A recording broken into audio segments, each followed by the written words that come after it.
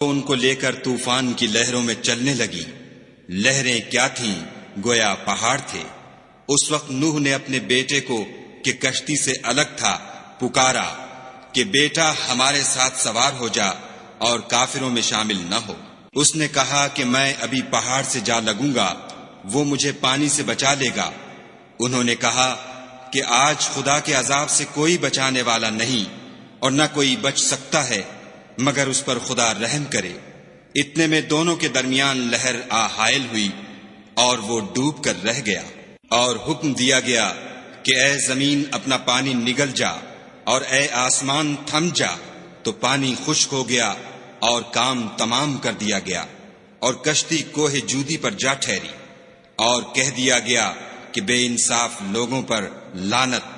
اور نوح نے اپنے پروردگار کو پکارا اور کہا کہ پروردگار، میرا بیٹا بھی میرے گھر والوں میں ہے، تو اس کو بھی نجات دے، تیرا وعدہ سچا ہے اور تو سب سے بہتر حاکم ہے۔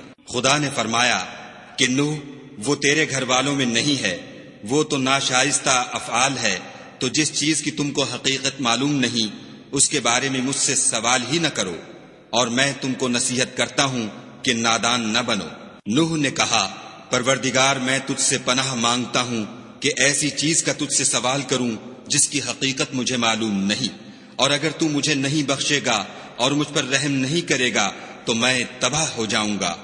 حکم ہوا کہ نوح، ہماری طرف سے سلامتی اور برکتوں کے ساتھ جو تم پر اور تمہارے ساتھ کی جماعتوں پر نازل کی گئی ہیں اتر آؤ، اور کچھ اور جماعتیں ہوں گی جن کو ہم دنیا کے فوائد سے محظوظ کریں گے، پھر ان کو ہماری طرف سے عذاب علیم پہنچے گا۔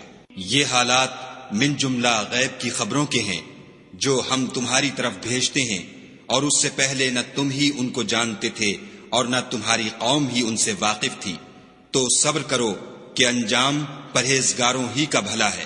اور ہم نے عاد کی طرف ان کے بھائی ہود کو بھیجا، انہوں نے کہا کہ میری قوم خدا ہی کی عبادت کرو، اس کے سوا تمہارا کوئی معبود نہیں، تم شرک کر کے خدا پر محض بہتان باندھتے ہو۔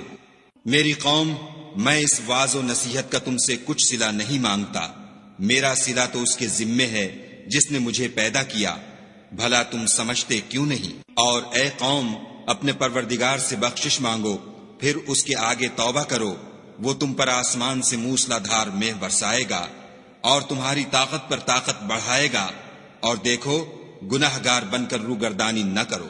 وہ بولے، ہود، تم ہمارے پاس کوئی دلیل ظاہر نہیں لائے، اور ہم صرف تمہارے کہنے سے نہ اپنے معبودوں کو چھوڑنے والے ہیں اور نہ تم پر ایمان لانے والے ہیں۔ ہم تو یہ سمجھتے ہیں کہ ہمارے کسی معبود نے تمہیں آسیب پہنچا کر دیوانہ کر دیا ہے۔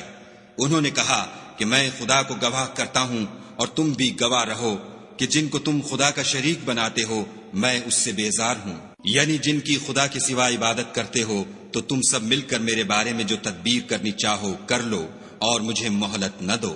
میں خدا پر جو میرا اور تمہارا سب کا پروردگار ہے بھروسہ رکھتا ہوں۔ زمین پر جو چلنے پھرنے والا ہے وہ اس کو چوٹی سے پکڑے ہوئے ہے، بے شک میرا پروردگار سیدھے رستے پر ہے۔ اگر تم روگردانی کرو گے تو جو پیغام میرے ہاتھ تمہاری طرف بھیجا گیا ہے وہ میں نے تمہیں پہنچا دیا ہے، اور میرا پروردگار تمہاری جگہ اور لوگوں کو لا بسائے گا، اور تم خدا کا کچھ بھی نقصان نہیں کر سکتے۔ میرا پروردگار تو ہر چیز پر نگہبان ہے۔ اور جب ہمارا حکم عذاب آ پہنچا تو ہم نے ہود کو اور جو لوگ ان کے ساتھ ایمان لائے تھے ان کو اپنی مہربانی سے بچا لیا اور انہیں عذاب شدید سے نجات دی۔